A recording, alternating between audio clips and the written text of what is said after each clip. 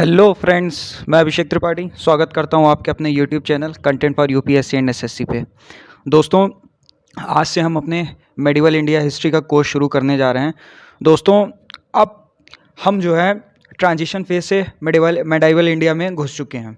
दोस्तों, अगर आपने मेरे इसके पहले के लेक्चर्स नहीं देखे हैं तो आप ज़रूर देखिएगा, क्योंकि आने वाले लेक्चर्स जो होंगे वो जो पहले मैंने ट्रांजिशन फेज़ आपको पढ़ाया है वो टोटली उसी पे डिपेंडेंट होगा। आप देखोगे कि मैंने आपको ट्रांजिशन फेज़ में आपको दिखाया था कि कन्नौज की फ़ाइट के लिए कैसे गुर्जर प्रतिहार, राष्ट्रकूट्स और पाला फाइट कर रहे थे। ट्राईपाइट ऑफ द स्ट्रगल मैंने आपको ट्रांजिशन फेज़ में पढ़ाया था। अब मैं यहाँ पे आपको वो चीज़ें नहीं बताऊँगा। मैंने आपको ट्रांजिशन फेज़ में बताया था गुर्जर प्रतिहार के बारे में कि कैसे गुर्जर प्रतिहार जो है वो राजपूत्स में डिवाइड हो गए थे, कैसे उनका फ्रेगमेंटेशन हो गया था। तो दोस्तों, मैं यहाँ उससे एक लेवल आगे बढ़ूंगा, तो बेटर है कि आप मेरे लेक्चर्स को अच्छे से समझ पाओ। तो उसके लिए आप मेरे पहले के लेक्चर्स को ज़रूर देखिएगा। दोस्तों, अभी तक हम ट्रांजिशन फेज को पढ़ रहे थे 750 सी से लेके 1000 सी तक कॉमन एरा तक, जिसमें हमने देखा है 750 सी से लेके 1000 सी के बीच में कन्नौज फाइट। अब हम देखेंगे 1000 से लेके 1200 सी के बीच में, इस बीच में जो कई सारे आक्रमण हुए, फॉरेन इन्वेजन्स हुए और राजपूत किंगडम्स का हम देखेंगे कैसे उदय हुआ।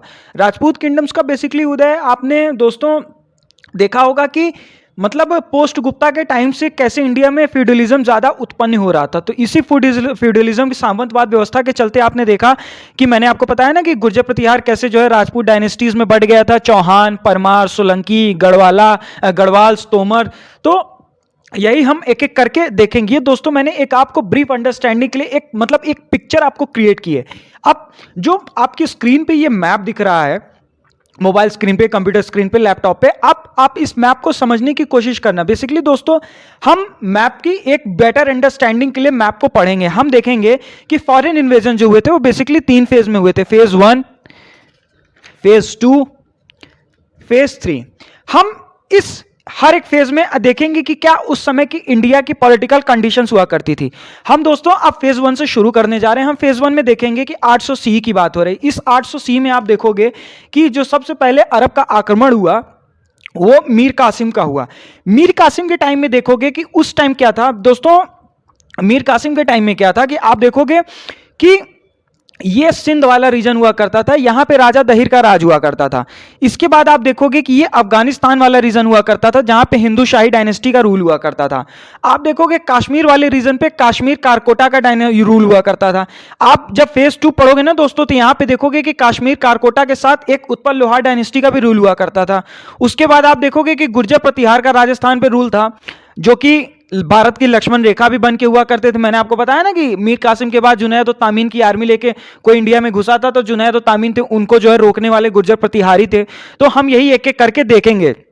उसके बाद हमने आपको देखा कि इस फेज 1 में यहाँ पे महाराष्ट्र वाले रीजन पे राष्ट्रकूटा डायनेस्टी है, बंगाल वाले रीजन पे पाला है, यहाँ उत्तर प्रदेश में कन्नौज है। इसके लिए ट्राईपाइट स्ट्रगल चल रहा है। ये गुर्जर प्रतिहार और ये राष्ट्रकूट और ये पाला, इसके लिए ये देखिए कन्नौज के लिए फाइट चल रही है। तो आप देखोगे नीचे जो है साउथ वाले रीजन पे चोला अंपायर का रूल था। अब हम जो है दोस्तों इस फेज 1 की अंडरस्टैंडिंग को समझ चुके हैं।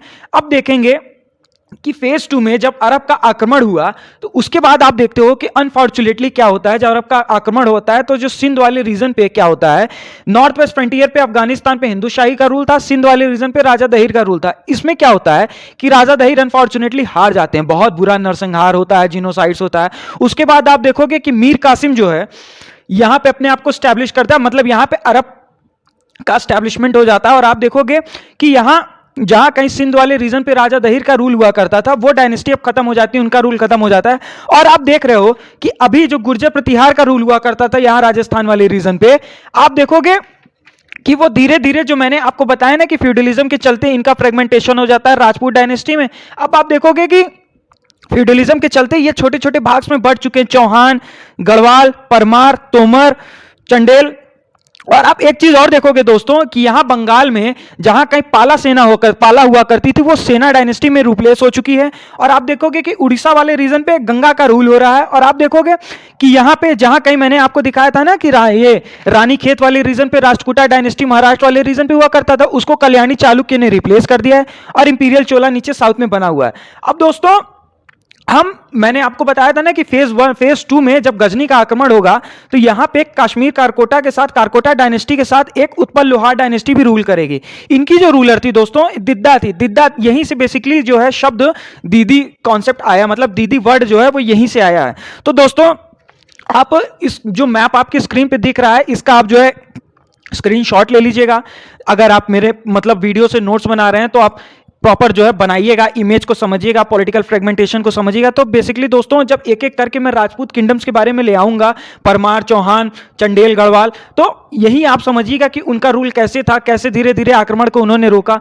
आप देखोगे कि गजनी के टाइम में क्या होगा दोस्तों, कि जब गजनी का आक्रमण होगा तो गजनी जो है अरब के आक्रमण के बाद आप देखोगे कि ये धीरे धीरे इंडिया में घुसने की कोशिश करेंगे। तो चौहान से इनकी फाइट होगी और धीरे धीरे आप देखोगे कि परमार से इनकी फाइट होगी।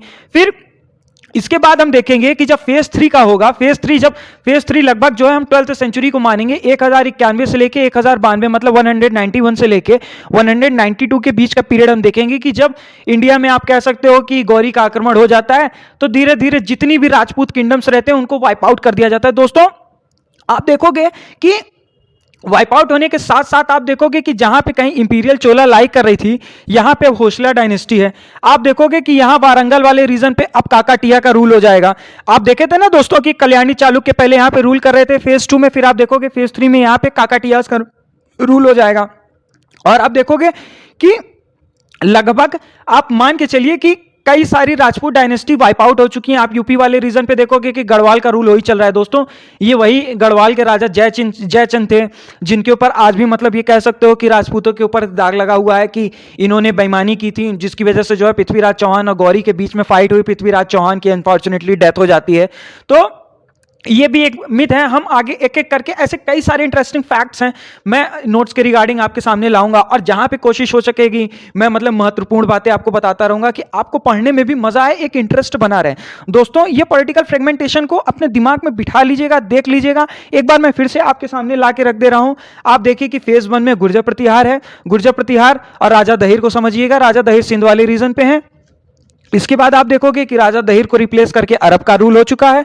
उसके बाद आप देखोगे कि धीरे धीरे राजपूत किंगडम्स बढ़ चुके हैं, गुर्जर प्रतिहार फ्रेगमेंट हो चुका है। सोलंकी में, चौहान में, परमार में, चंडेला में, गढ़वाल में, तोमर में, और आप देखोगे कि यहाँ राष्ट्रकूटा जो है वो रिप्लेस हो चुका है कल्याणी चालुक्य में, और इंपीरियल चोलास का राज अभी भी बना हुआ है। लेकिन जब आप देखोगे फेज 3 को, तो फेज 3 में आप देखोगे कि इंपीरियल चोलास जो है वो हौसिला में रिप्लेस हो चुके हैं। अब यहाँ पे वारंगल वाले रीजन पे, रानीखेत वाले रीजन पे, मतलब काकाटिया बेसिकली वारंगल वाले रीजन पे राज किया करते थे, यहाँ हो चुके हैं। और गौरी के टाइम में आप देखोगे कि लगभग सारी राजपूत किंगडम्स वाइप आउट। एक चीज याद रखिएगा दोस्तों, टोटल 36 राजपूत किंगडम्स थी।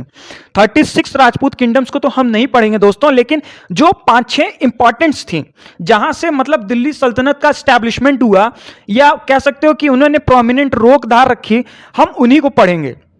तो उन 5-6 किंगडम्स को हम पढ़ेंगे। तो अब आप देखोगे कि गौरी का जब आक्रमण हो जाएगा तो मतलब गौरी का आक्रमण हो जाएगा, राजपूत किंगडम्स वाइप आउट हो जाएंगे, सारे हट जाएंगे। उसके बाद आप देखोगे कि अपने ये 2 स्लेब्स को छोड़ के जाएगा कुतुबुद्दीन ऐबक और बख्तियार खिलजी को। कुतुबुद्दीन ऐबक जो है बेसिकली लाहौर वाले रीजन पे रूल करेंगे, और बख्तियार खिलजी जो है वो सेना डायनेस्टी को रिप्लेस करके अपना जो है दबदबा यहां पे बना लेंगे। तो आप मतलब चिंता मत करिएगा, एक एक करके हम इन सारी किंगडम्स के बारे में देखेंगे।